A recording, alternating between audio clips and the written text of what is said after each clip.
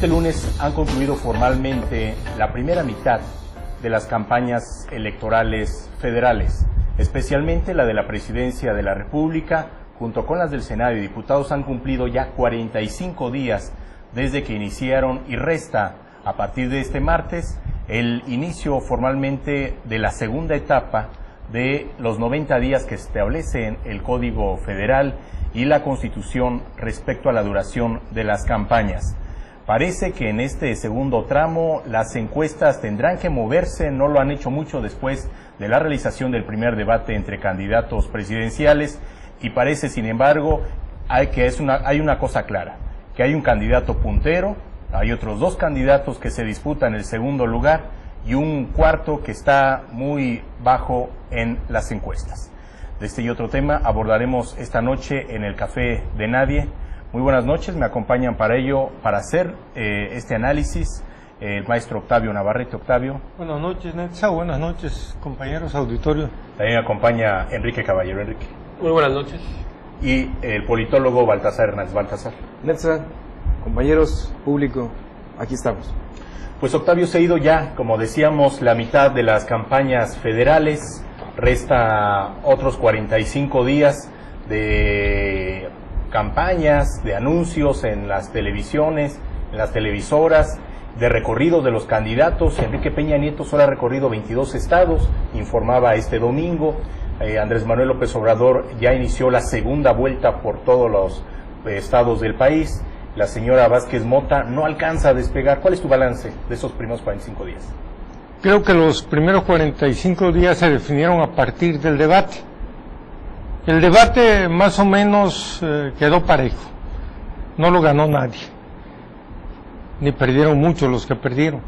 Sin embargo, estamos viendo un fenómeno que nadie ha reparado, el postdebate. Es decir, el candidato de Televisa, el candidato que finca solamente en la imagen su fortaleza, ha recibido una andanada en todas las redes sociales y en todas las radios pequeñas en donde hay comentarios, de tal manera que en las siguientes encuestas, si son honradas, se va a reflejar esa bajada sustancial de puntos. No sabemos a quién va a beneficiar. Bueno, en un primer momento benefició a Cuadri, que subió de 1 a 9%, subió 8 puntos en el debate, pero también se va a caer. Nadie le ha dicho que era el candidato del Bester Gordillo, y sí lo han dicho en paneles como este y en la prensa, digamos, chica. Yo siento que el candidato de Televisa está viendo una reacción que se reflejó, por ejemplo, en los acontecimientos de la Universidad Iberoamericana. Es decir, donde los estudiantes, en su inmensa mayoría, le gritaron, corearon consignas y prácticamente salió, como se dice vulgarmente, a palos. En el error tras error se fue a refugiar en un baño pensando que era la salida, y otro error, pues se vio muy mal. No comparto ese tipo de expresiones de intolerancia, sobre todo en un claustro universitario. La universidad es universalidad, es libertad de pensamiento, es libre circulación de las ideas, y pienso que no habla bien de los muchachos, pero hay que entender ese fenómeno. Si se siguen cerrando las cadenas nacionales, si se siguen cerrando los grandes medios, tendremos que irnos acostumbrando a explosiones como esta, que no fue tanto que lo corrieran los votos que perdió ahí, los votos que está perdiendo por cómo se está difundiendo en Internet este evento.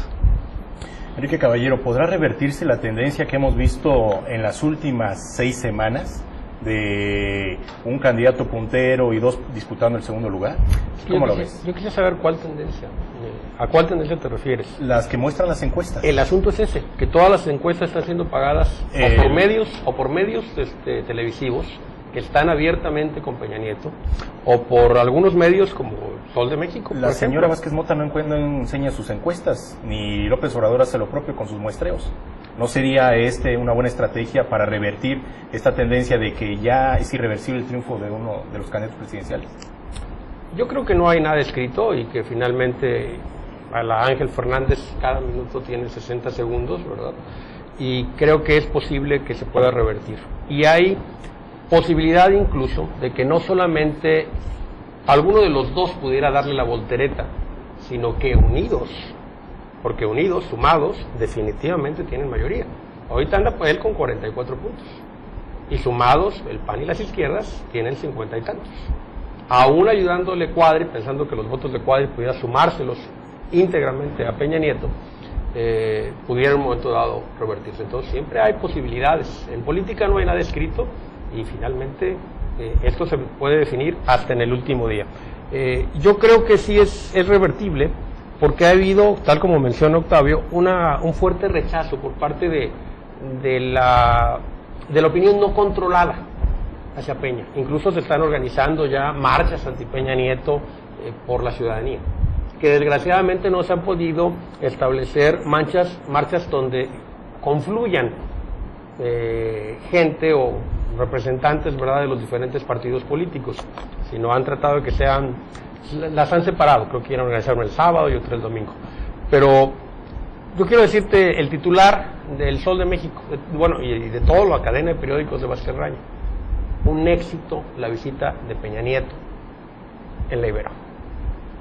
Si te cabecean de esa forma y te dan una nota, ¿tú le crees a la encuesta que ponen? Ya no escrito, pierde toda la credibilidad. Si ves el manejo que hace Televisa, específicamente López Dóriga, del evento, es un manejo tendencioso, donde lo primero que hace es enfocar una pancarta del PRD, diciendo, bueno, ahí está, sí, había una manifestación en contra, pero armada, ¿verdad?, por los PRDistas. Los muchachos ya contestaron, subieron a YouTube un video con 131 muchachos mostrando su credencial de la Ibero, diciendo, no somos porros, no somos acarreados.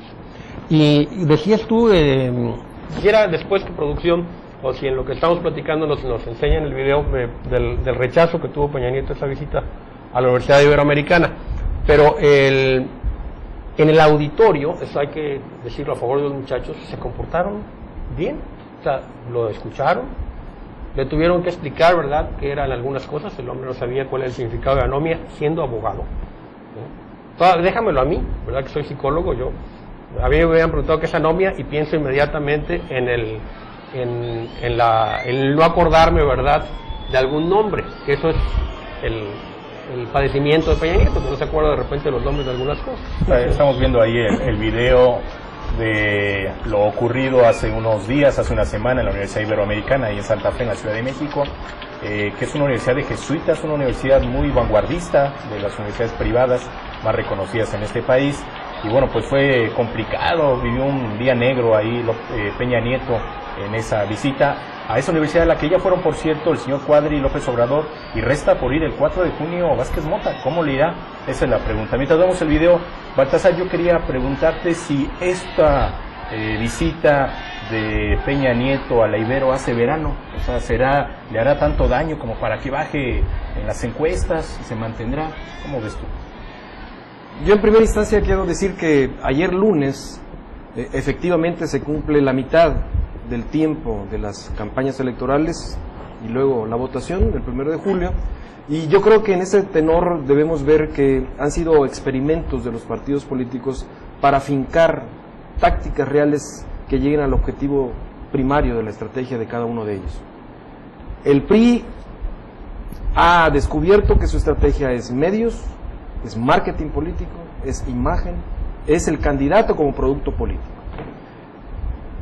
En el caso de Andrés Manuel López Obrador, del PRD y la coalición, ha ido variando y ha ido sumando cuestiones de una república amorosa a el estilo Andrés Manuel López Obrador, que en las últimas 2 semanas, incluso en el debate, ha ido sumando puntos de sectores que habían estado apáticos, tanto en las encuestas como también en la percepción de las campañas electorales. En ese sentido, ha perdido negativos. En ese sentido, el ejercicio Andrés Manuel López Obrador y los partidos que lo están propulsando está moviéndose en el tenor de ocupar ya, como dice el día de lunes, el día de ayer, el periódico El Universal, que ya está en el segundo lugar, décimas más, décimas menos que Josefina Vázquez Mota, y está en esa tendencia de crecimiento.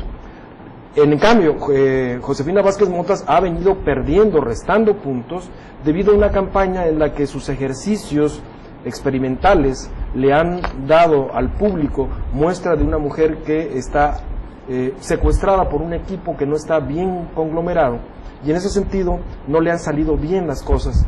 Creo que en la última semana ha tenido algunos eventos bien coordinados y le ha propuesto mantener esa línea, si no bajar, como se vio después del debate.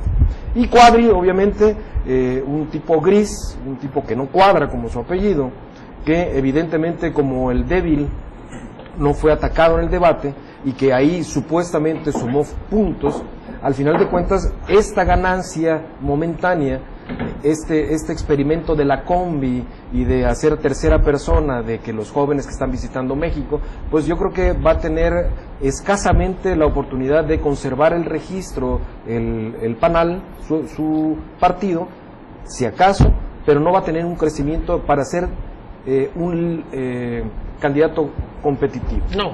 La otra situación, la Ibero es una muestra de que muchos de los vehículos de comunicación política ya no son las marchas. Los 60, 70, 80 y hasta los 90 los universitarios salían a la calle. Hoy las redes sociales, los medios copados por los intereses, los muchachos se están moviendo por otro lado.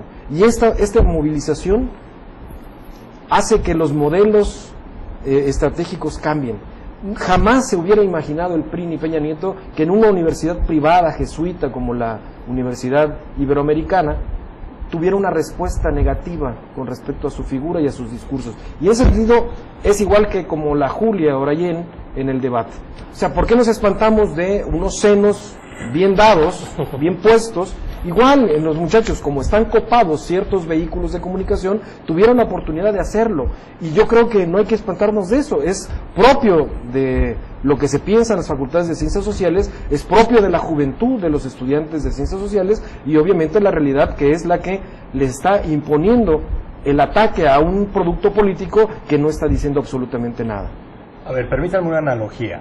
Yo tengo para mí que lo que estamos viendo ahora es que, quizá una analogía no muy afortunada, estamos observando que Peña Nieto está intentando no ir a la cancha del otro a meter el gol, sino a defender la suya, a como dé lugar de que le manden tiros a gol, de que los tiros peguen en el poste y demás, pero él ya no está yendo a la ofensiva, él está esperando el momento en que acabe el partido para defender a como dé lugar su portería. Mientras tanto los otros no van al ataque tampoco, no están, me parece que la oportunidad de oro, como ustedes lo comentaban hace una semana, la dejaron ir. Me parece López Obrador y Vázquez Mota debieron ir más a la ofensiva, ser más contundentes en el discurso, mostrar una visión más de estadistas, no lo hicieron, lo desaprovecharon, y creo que para el 10 de junio, que sea el segundo debate, Octavio, ya las cosas estarán muy cantadas en este país. Yo creo que no. Incluso espero que ese día Cuadri pueda, en un lance de audacia, lograr el segundo lugar. No, declinar su candidatura a favor de Peña Nieto. Sí, no sé si se pueda. No sé si se pueda, pero... No, es que eso ya está dado, eso ya está pactado previamente. Sí. El registro lo conserva el PANAL con los votos a diputados. Los votos a presidente de la República los va a manejar el Bester definitivamente hacia Peña. Eso ya está cantado. Sí, entonces miren lo que pasó. ¿Cuáles son las fortalezas de los candidatos? Peña, la imagen, los medios, el marketing, como bien lo decía Baltasar Hernández. Josefina Vázquez Mota, una construcción partidaria de la candidatura, una elección interna impecable, más o menos, y Andrés Manuel López Obrador, el movimiento social. Cuadri avanza en el debate a partir de quién. O sea, el más feo, ¿sí? El candidato más gris, avanza a partir de restarle votos a Peña. Eso es un indicador de la fragilidad, que lo hemos dicho desde un principio, aun cuando llevaba el 55% de intención del voto. Acuérdense que yo les dije, hará como 4, el día que se metan las masas, y no necesariamente con López Obrador, yo creo que la Ibero lo que está haciendo ahorita es meter a las masas, meter a la gente, meter a los que tienen cuentas de Facebook, de Messenger, etcétera, a la política. En cuanto se metan las masas, Peña se desfonda. Esa es la gran tragedia de Televisa. Por eso, y dejaré para otro segmento, pienso que puede dibujarse en un futuro muy cercano un recambio, un cambio sustantivo en la política de Televisa. Muy bien, bueno, vamos a nuestra primera pausa. Hay una conclusión, creo que de la mayor parte de los que están acá, de que no hay nada escrito de cara al 1 de julio y que pueden ocurrir cosas, se ve difícil en los próximos 45 días. Volvemos, estamos en el Café de Nadie.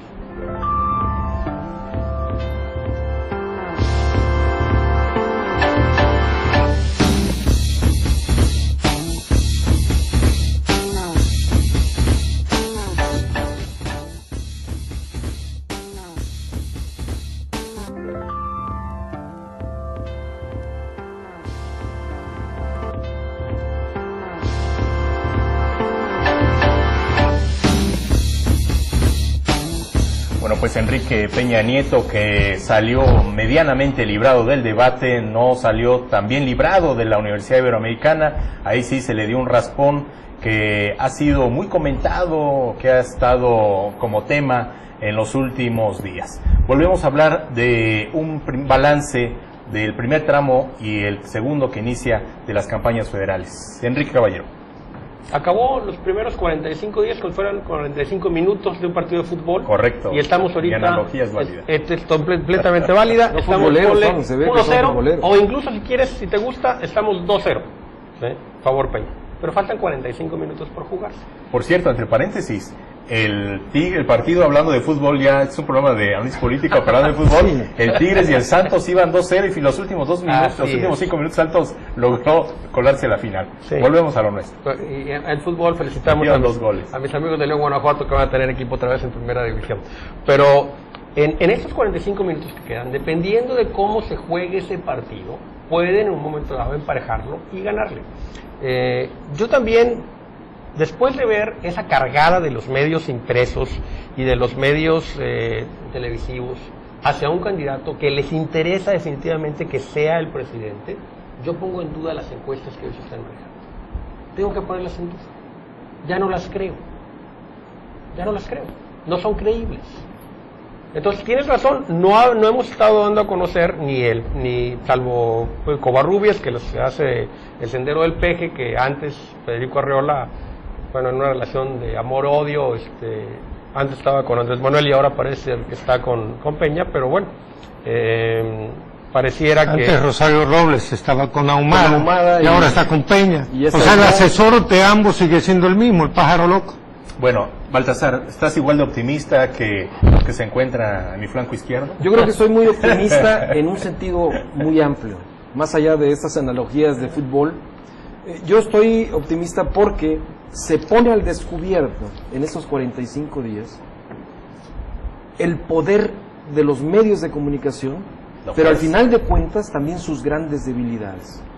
Se ponen ya en la vitrina pública, a los ojos de todos, de los que quieren y los que no quieren ver, se pone que los medios de comunicación en México, impresos, audiovisuales, están a favor de un candidato.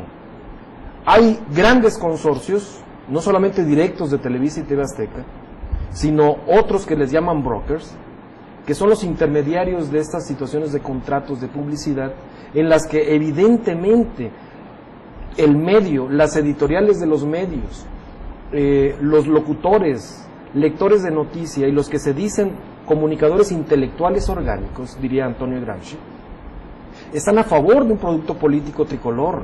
Y esto es benéfico para la democracia, es benéfico para todos, porque se pone al descubierto una vez más, pero de una manera ahora sí abierta, impune a veces, cómo el producto político del PRI está por encima de los otros, las pautas, los modos de cómo presentan al candidato, de las editoriales, de los modos de cómo se leen las noticias. Es de verdad infame cómo los medios de comunicación están haciendo uso de ese poder mediático en la población general, abierta y cerrada. Y en ese sentido es bueno porque no solamente los maduros y los viejos, sino los jóvenes se están dando cuenta que la construcción de nuevos vehículos, de nuevas vías de comunicación, van a ser idóneas para poner los puntos sobre las IES en esta cuestión político-electoral 2012. Y en ese sentido, creo que la experimentación después del debate, Andrés Manuel López Obrador, el equipo de él, está sacando spots que van teledirigidos, focalizados en un nicho de mercado que se llama la juventud, y están poniendo a jóvenes a hablar con un guión muy sencillo, pero que están aduciendo no solamente a la pasión y al rencor, sino al razonamiento de un porvenir del concepto de la patria que manejamos mucho en el programa pasado, de términos que no se manejan por discrecionalidad o por miedo, pero que se están poniendo en la mesa del debate nacional, y esto es importante, más allá, vuelvo a insistir, del edecán, de los conceptos de los jóvenes que irrumpieron ahí en su propia alma mater, que es la Ibero.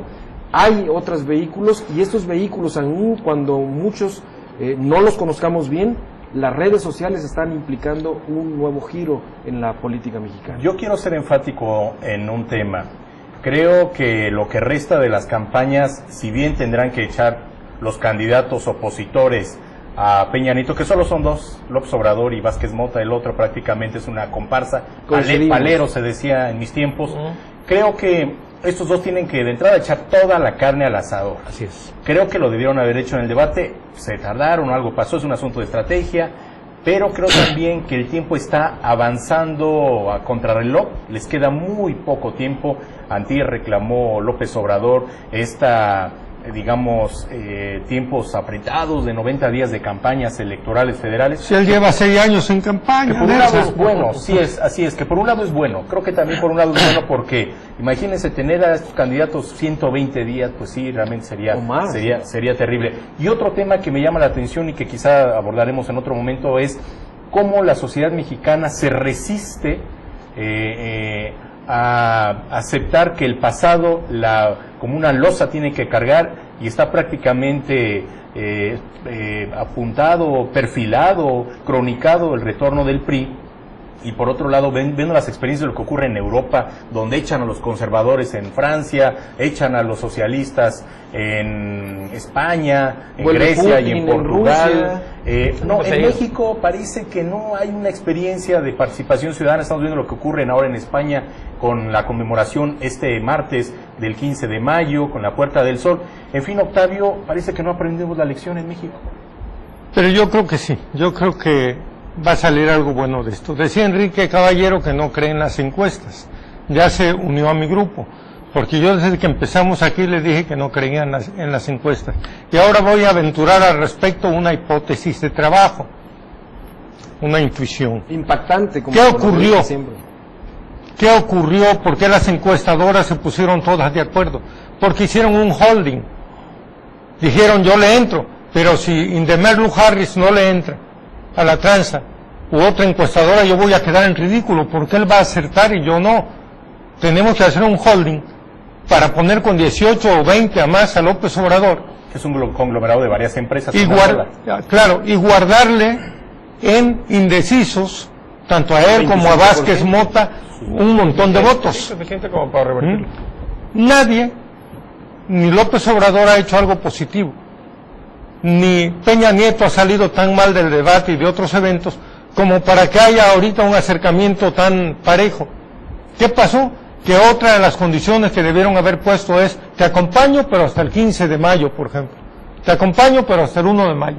Si tu candidato no da los números que vamos a dar, no podemos sostener. Entonces la franja de indecisos ahora ya está disminuyendo. No hay elección en ninguna parte del mundo que a estas alturas, a un mes y cacho de la votación, mantenga una franja de indecisos de 35, de 40% como la de María de las Heras. Ahí hay mucho voto para Josefina Vázquez Mota y hay muchísimo más votos para Andrés Manuel López Obrador. La ventaja de esta situación es que el pueblo de México hoy ha derrotado esa estrategia. Octavio, tu hipótesis es temeraria, pero sí es probable. Yo sí creo sí es temerario, que pero probable. Los indecisos son un reflejo del desánimo que hay en las campañas. Vean en Guerrero, están muy frías las campañas electorales. ¿Alguien sabe quiénes son los candidatos al Senado? Más allá de los principales dos partidos, los principales candidatos de los dos partidos, nadie sabe, están muy frías.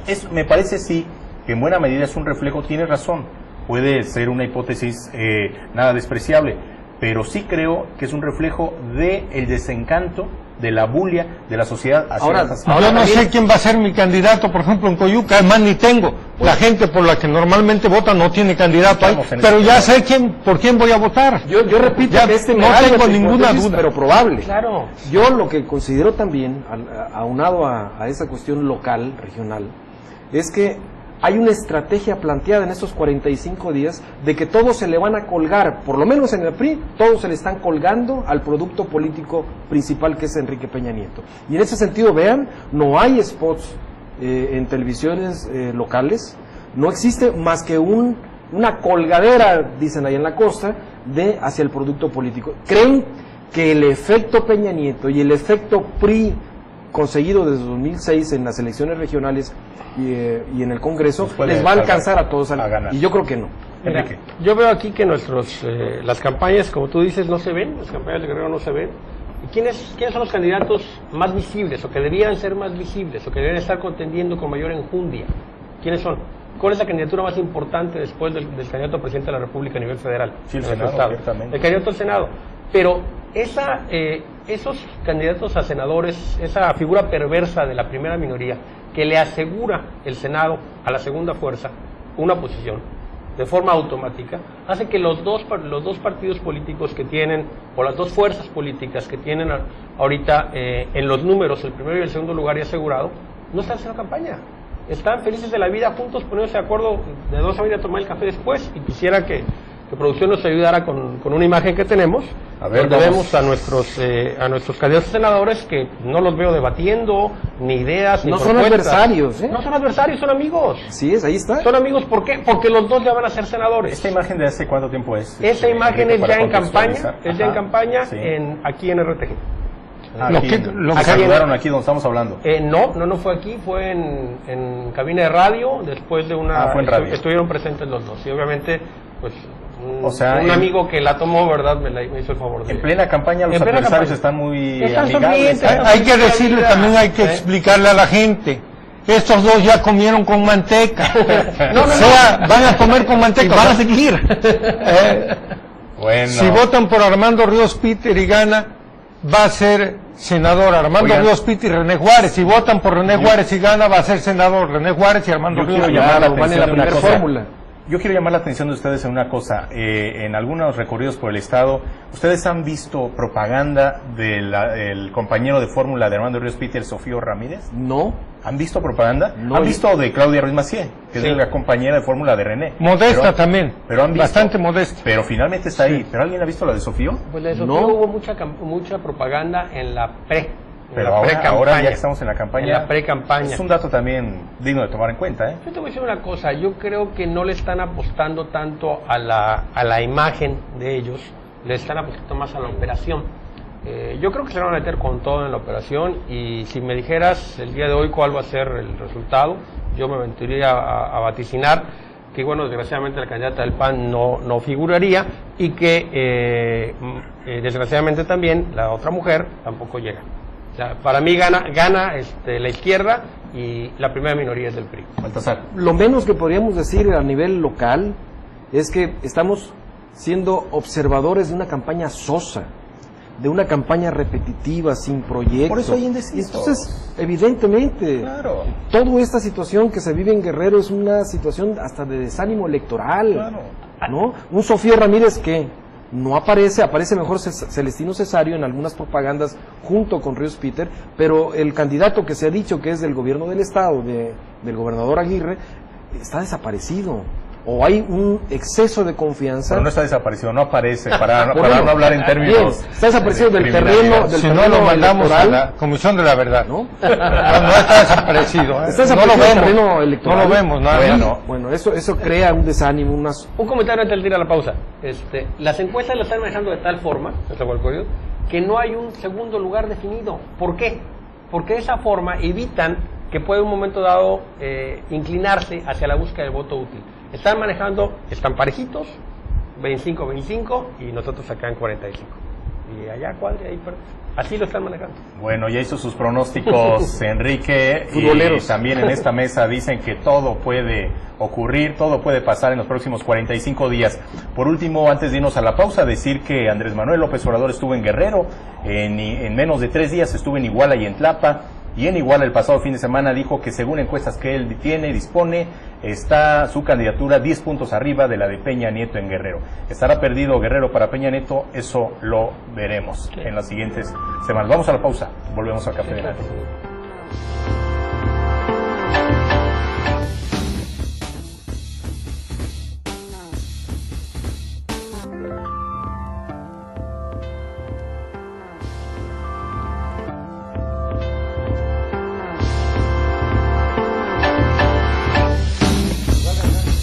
últimos días fuimos testigos de una intensa campaña de las televisoras contra el gobierno de Ángel Aguirre Rivero.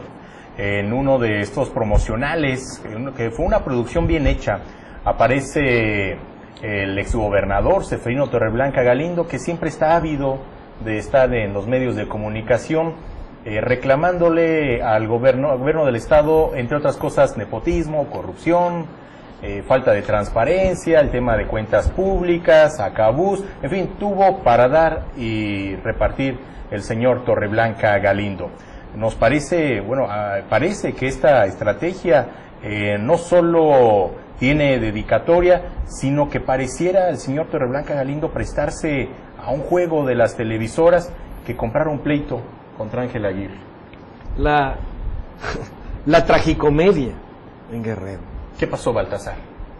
Un exgobernador, Del PRD. diría yo en términos actuales electorales, cínico, que nada más volteemos en Acapulco a un edificio que no está construido en su totalidad. Se gastaron cientos de millones de pesos desde la compra del terreno y toda la infraestructura, que es un monumento a esa infamia del exgobernador. Se presta como instrumento de los imperios mediáticos en México, Televisa y TV Azteca, en contra del gobierno del Estado. Creo que esa tragicomedia donde el protagonista para este producto se llama Carlos Zeferino Torreblanca Galindo, lo único que está haciendo es poniéndose otra vez él en la vitrina, como le gusta, poniendo a los medios como el vehículo, como el nuevo ministerio público, como el nuevo juez nacional en el que puede decidir de qué color, de qué tendencia van a ser las nuevas actitudes y comportamientos de pensamiento y de acción de los mexicanos. En ese sentido, en la pelea de los medios contra el gobernador Ángel Aguirre Rivero tienen fondos que no se dicen. No es la corrupción, ni es el nepotismo, que son los puntos centrales que manejó Zeferino en esas entrevistas, en estas dos grandes cadenas televisivas, sino es la reconstrucción, por ejemplo en Acapulco, a cargo de un patronato en donde la figura principal es Carlos Slim Gelo, y en ese sentido la pelea que tiene Carlos Slim con Televisa, con TV Azteca y sus filiales, es el centro de este huracán, en donde el instrumento más pequeño que se pone a la orden de ellos es Carlos Zeferino Torreblanca. ¿Quién está detrás de ese? No es el nepotismo, ni es la corrupción, ni es lo que ha dejado o no de hacer el actual gobernador del estado de Guerrero, sino son los intereses que están detrás y que al final de cuentas la población lo único que está viendo es la perorata que hace Zeferino Torreblanca, inducida por los medios de comunicación Televisa y TV Azteca en México, cuando la danza de los billetes, la danza de los billones está corriendo por otro lado. Enrique, ¿cuál es tu visión de esta disputa, de este conflicto? Como bien apuntaba Baltasar, que no es tanto lo que deje o de hacer o no el gobierno de Ángel Aguirre. ¿Qué hay detrás, a tu juicio? Mira, yo creo que le dan mucha importancia a Zeferino. Zeferino en realidad no es la figura central de esto, es el patiño. Y déjame decirte que a Zeferino no he hecho un comentario negativo sobre él. De esos dos debates que tuve la oportunidad de sentarme con él y que lo hicimos trizas, ¿sí? Porque él sí acudió y no acudió Juan Salgado Tenorio. Pero ahorita pareciera que su estrategia es que la mejor defensa es el ataque. Y se está curando en salud para que si en un momento dado después tiene algún tipo de responsabilidad por las cuentas que está presentando que hay faltante de comprobación, pueda decir, es un problema político porque yo ataqué. Zeferino Torreblanca buscó al PAN para ser candidato a senador en la lista plurinominal, ser de los primeros 8. Yo me reí. Cuando lo supe me ataqué de la risa. Y se lo dije a Nava, que es su gente de confianza que le maneja medios de comunicación. Manuel Nava, ¿no? A Manuel Nava. Después Yo creí que a César Nava. No, César Nava no es gente de confianza de Zeferino. Después intenta ser diputado federal. Y bueno, finalmente Santiago Krill es el que toma mano y es el que pone por tercera ocasión a Efraín Arismendi, que espero que en esta ocasión sí haga, por lo menos toque el estado de Guerrero durante su gestión. Y por último, está buscando ahora al menos ser diputado local. Pero Marcos Parra ya garantizó ese espacio. No, espérame, es que son varios. Y él está buscando uno, el que sea. Él quiere definitivamente tener fuero. ¿Por qué? Porque lo requiere, está requiriendo la protección. Ahora yo quiero saber si el Partido Acción Nacional lo va a apapachar y le va a decir, ven, acobíjate, siéntete, qué tanto beneficio finalmente nos va a dar. Lo que yo estoy viendo ahorita es que lo están utilizando, y lo están utilizando, hay que decir por qué. Las televisoras lo que quieren es convenio publicitario. El convenio de 6 millones de pesos mensuales que tenía Seferino Torreblanca durante su mandato no lo renovó Ángel Aguirre, y ese es el problema. El problema es pesos y centavos, el dinero. Pero le da un festival a Acapulco. Pero el festival es una cosita chiquita a la cantidad mensual que daba a Televisa para que lo trataran bien. Todos son puntos, ¿no? No solamente a Televisa, sino directamente a los diferentes. A Loredo hay que darle, a López Dóriga hay que darle, y bueno, pues entonces no hay llenadera, ¿no? A ver, dices que Seferino no es la parte importante en esta disputa, en este conflicto, pero finalmente diste varios elementos para pensar que está muy bien diseñada la estrategia por Seferino Torreblanca. ¿Cuál es tu perspectiva, Octavio? No, yo creo que él no diseñó esta estrategia, está siendo objeto, como bien se ha dicho aquí, para ser utilizado en una campaña. Él está adoptando desde hace tiempo una política al estilo Manuel Añorbe. ¿Cuál es? Añorbe declaraba contra Felipe Calderón, a ver si alguna vez le daban la primera plana en algún diario nacional, y si tenía problemas, creo que los tiene, creo que los tendrá. Y muchos. Decir no es porque pues yo estaba enfrentando al señor presidente, ¿verdad? Entonces Seferino Torreblanca en mala hora está actuando de esa manera, no es su estilo, ni siquiera cuando era candidato, menos ahora. Yo quiero dejar una puntualización. Creo que Seferino Torreblanca es el mejor presidente, con mucho, pero con mucho, que ha tenido el puerto de Acapulco. Hace 10 años. Creo que Seferino Torreblanca fue un buen gobernador de Guerrero, y estoy dispuesto a debatir con quien sea, con números, con calificaciones, con gasto corriente, con muchas cosas, en el foro que sea. ¿Sí? Bueno, lo discutiremos en otro foro, porque yo ahí sí no... ¿Por eso fue un buen gobernador? No, yo porque yo fui fue un buen administrador como gobernador, pero políticamente le faltó más en lo de Acapulco coincido con el 99.9% de acapulqueños. En lo segundo no coincido, por eso digo que estoy dispuesto a ver. Y Seferino disminuyó la pobreza. Estoy solo. Estoy solo. No, hay otras. No, Podemos.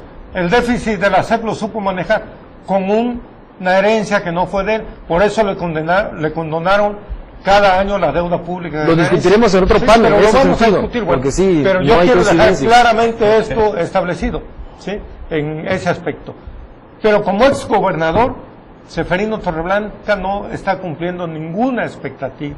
Hoy René Juárez es candidato a senador de la República porque fue un buen exgobernador.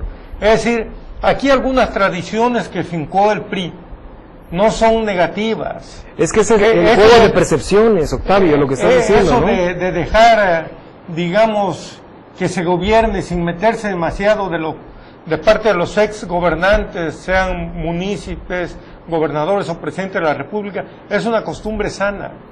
Tiene que ser prudente, Octavio.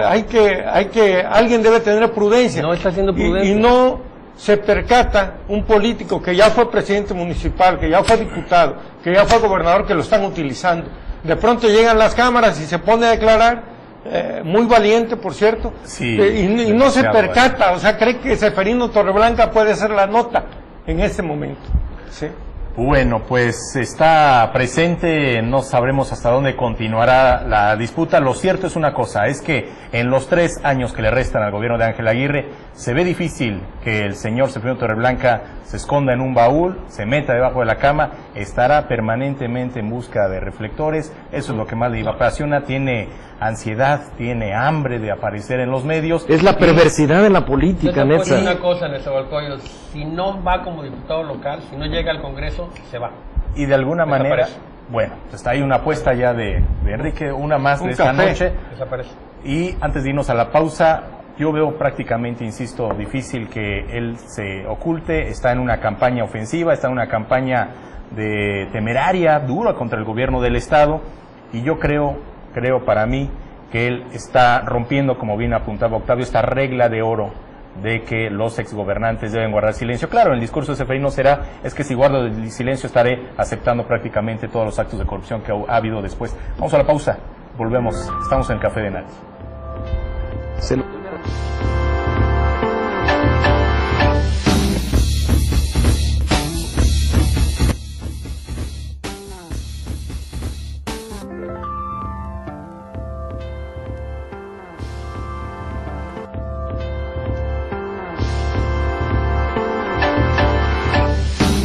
Queremos hacer el compromiso con nuestro amplio auditorio en el Estado y fuera del Estado de volver a tocar estos temas polémicos, interesantes, en otra emisión. Por lo pronto, Enrique, tenemos algo histórico, algún dato histórico para esta noche. Hace 145 años, 15 de mayo de 1867, gracias a los intereses, ¿verdad?, de la doctrina Monroe de Estados Unidos y al apoyo que le dio a Benito Juárez, termina la posibilidad del imperio en México. Es apresado Maximiliano de Habsburgo, Maximiliano I de México, y bueno, preparamos un pequeño video, ¿verdad?, de unos cuantos segundos para como una introducción. No sé si producción lo pudiera poner al aire, del ya está, el origen. Hay música. Sí. Dirían en términos ahora modernos, Max 1, ¿no? Max 1. Así hablarían los muchachos de Maximiliano. Max 1, Maximiliano de Habsburgo, ¿no? Fue un caballero hasta el final. Más liberal que los liberales de su Correcto. tiempo, Muy buen video, Enrique. Lo hizo.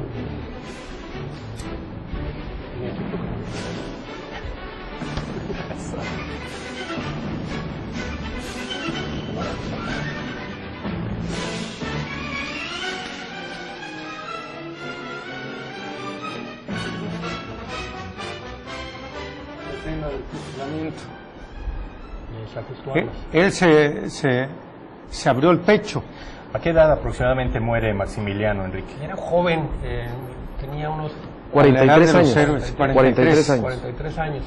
Él era joven, Carlota hermosa, pide que no se le... Pero de cascos ligeros, dicen. Así es. Sí. ambiciosa.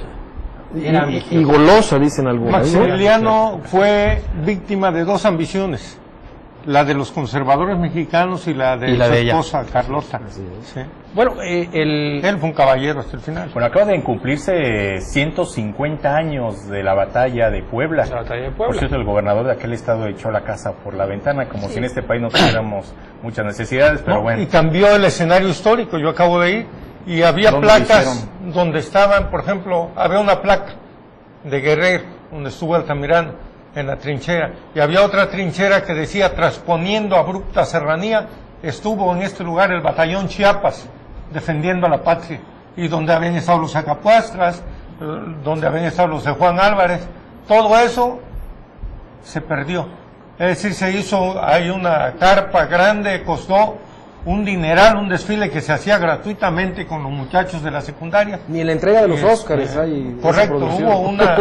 hubo un dispendio innecesario para celebrar algo que debe celebrar. Y solamente los invitados eran VIP ahora, ¿no? Correcto. Mira, yo quiero decir que en el tratamiento histórico de este México moderno, si fuera cronológicamente un desarrollo expositivo de la historia de México, festejábamos el programa pasado la conmemoración de la batalla del 5 de mayo en Puebla, pero se nos olvida que en la historia hay esos cortes de quienes hacen la historia, que son los vencedores, de que semanas después de la batalla del Puebla empieza la situación de una monarquía austriaca a través de Maximiliano I de México, Maximiliano de Habsburgo. años después.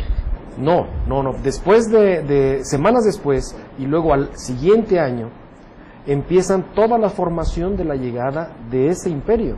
Es decir, es como los niños héroes. No se nos dice que sí, se mataron los niños héroes, pero que al otro día la bandera de los Estados Unidos estaba en el Palacio Nacional. Claro. Entonces, esa ligazón histórica que no dicen los libros, cuando uno empieza a investigar, empiezas a armar tu historia Claro. verdadera, no es dicha. Entonces hay que aprovechar Algo esta que no cuestión se de dice del Maximiliano. 5 de mayo, por ejemplo, un dato que me parece interesante es que el general Ignacio Zaragoza le pidió permiso a Benito Juárez para incendiar la ciudad de Puebla. Yo quiero incendiar esta ciudad. ¿Por qué? Porque los poblanos, la mayoría de las casas tenían crespones de luto.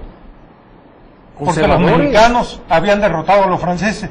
Ya se soñaban emparentándose con los suecos, que les decían suavos, con los suizos, que tenían Así otro es. nombre, Sí, con Bueno, los franceses. pero después serían reivindicados de por hecho- los hermanos Cerdán y los poblanos. Sí. Hay que decir un Claro, dato histórico afortunadamente. también, hay que decir un dato histórico.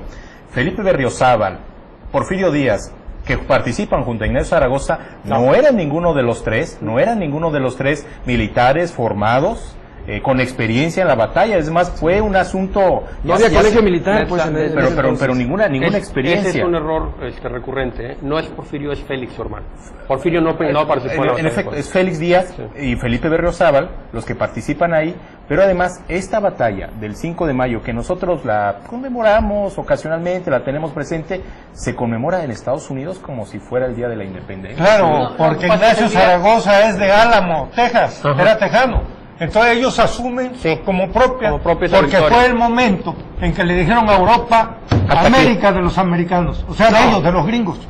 Y por eso celebran mejor que el 16 de septiembre, el 5 de mayo en Estados Porfirio Unidos. Díaz era diputado en ese entonces, en la batalla él era diputado, no tenía... No tenía estaba mano, era integrado. su hermano, era Félix Díaz. No, pero había ganado la batalla del 2 de abril, había Sí, sido así un es. héroe donde lo apresaron y por eso no pudo participar en la batalla del 5 de mayo. Enrique. Estaba preso. Los Estados Unidos terminan de ganar precisamente cuando apoyan con armas y con recursos en efectivo para poder formar un ejército a Benito Juárez contra el ejército francés. ¿Por qué? Porque no le convenía que hubiera una monarquía. Las monarquías se casan entre ellas y al casarse entre ellas hacen alianzas muy fuertes y no querían tener un vecino fuerte con tantos kilómetros de frontera, que aparte le acaban de quitar pues la mitad de su Y territorio. además Maximiliano estaba ligado a todas las casas Reales. Era un Europa. ahí él estaba ligado no solamente con los Habsburgo, estaba ligado también incluso con los Bonaparte. Era alguien incómodo. Era porque hijo putativo de Bonaparte. era hijo legítimo experimento de de los Napoleón franceses. Jr. Así Pues, es. era nieto de Napoleón Bonaparte. Y esto Un experimento. incomodaba Así a es. su hermano, incluso él era muy carismático, su hermano era muy serio. Y bueno, dijeron, pues vamos a enviarlo a México, y él pues se la creyó. Y bueno, hubo un plebiscito, hubo votación para decir, queremos un gobierno imperial, queremos monarquía y queremos que aparte que seas tú. Aparte, el hijo de Iturbide renuncia a su pretensión al trono y se la otorga. cede. se la ¿Y a cede dónde se va el hijo de Maximiliano. Iturbide? ¿Quiénes son los nuevos A Miramón? ser jefe de guardaespaldas Ahora, de Simón Bolívar. ¿quiénes son los el nuevos capitán Miramón Iturbide. que fueron al extranjero a traer a alguien que nos gobernara? Baltasar, un comentario final. Vivimos una monarquía con los medios, traen a embajadores ya pasados, totalmente quemados, el caso de Seferino Torreblanca, hacerle la guerra a un gobierno que tiene un año en el estado de Guerrero, y bueno, pues las lecciones de la historia nos sirven también como modelos a seguir. Bueno, fue 1000 veces más brillante Maximiliano que el exgobernador claro, de Guerrero, pero claro, es claro, muy desafortunada la comparación, Claro, Octavio. no. Una Maximiliano despedida. siempre fue caballero. Y cuando llegó y pisó tierra mexicana, lo primero que hizo fue enviar 2 cartas, ya iba a decir a López Obrador, a Benito Juárez, para decirle que hiciera la paz en México. Así es. Y Enrique. Bueno, algo que no comentamos sobre Maximiliano y que aparece en el video, pues es que hay una teoría de que finalmente él no muere, porque en el reporte que se le envió a Benito Juárez se dice que Maximiliano fue hecho justo por las armas, y aparece alguien que se llama Justo Armas después en El Salvador, que muere hasta el 36. No. Y cuando llega el cadáver a Europa, la madre de Maximiliano le dice, este no es mi hijo, no lo reconoce. Porque se iba podrido, ya No, bueno, pero falló el embalsamamiento. se podrían hacer ahí En medio de lo vio colgado, al revés, y el tipo que medía casi 2 metros, medía más colgado, estaba descoyuntado, se hizo acompañar por Sebastián Lerdo de Tejada, que es el que relata ese momento histórico de México, y la única vez que se vieron, Maximiliano estaba muerto. Benito Juárez lo vio al revés colgado, él desde su 1.45 de estatura le dijo, vaya que era grande el tipo. Demasiado grande. Bueno, nos vamos con esto, y hay una bellísima novela de Fernando del Paso, Noticias del Imperio, que recrea este y otros temas. Dice en el blanco. A usted, muchísimas gracias, a usted, a todos los que nos ven esta noche, y los esperamos en nuestra repetición el domingo a las 6 de la tarde. Gracias a todos los panelistas y gracias a ustedes por sintonizarnos. Muy buenas noches.